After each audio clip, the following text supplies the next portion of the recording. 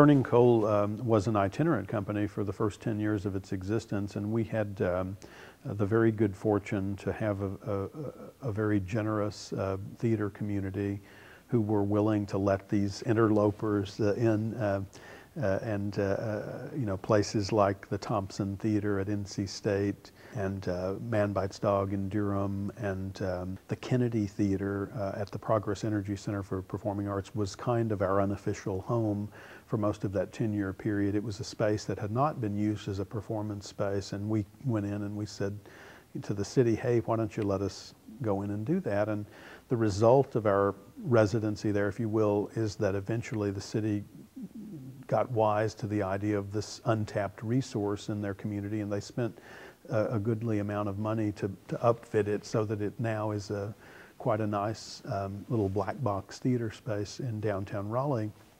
And then we moved after a 7-year capital campaign, about $1.5 million in cash raised, and probably that much or more in in-kind contributions and time. We moved into the historic Murphy School Auditorium, which is significant from an historical perspective for a couple of reasons. One, it's the oldest school building still standing in Raleigh. It was originally built in 1908.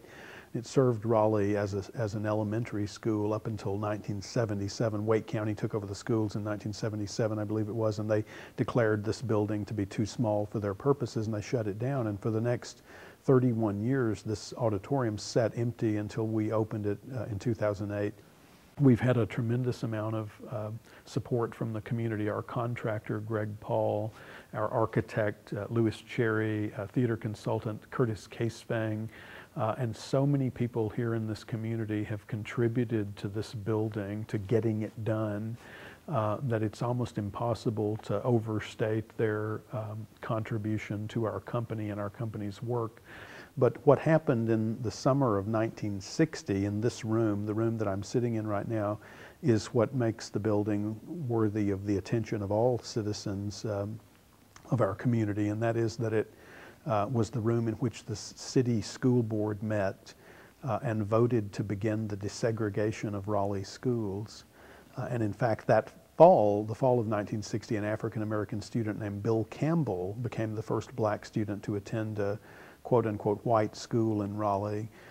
Bill went on to become the mayor of Atlanta. His brother, Ralph, became the state auditor. For about 25 years he served the state. And so there's a pretty strong argument that the room that we're sitting in right now is the most important room in the city's history, and yet it sat empty for 31 years in disrepair and neglect. And we thought that was an oversight, and we corrected it. And so the community is now coming in, and I think that history is evident in the building. And we're trying to make sure that our work honors that, you know, the significance of that event.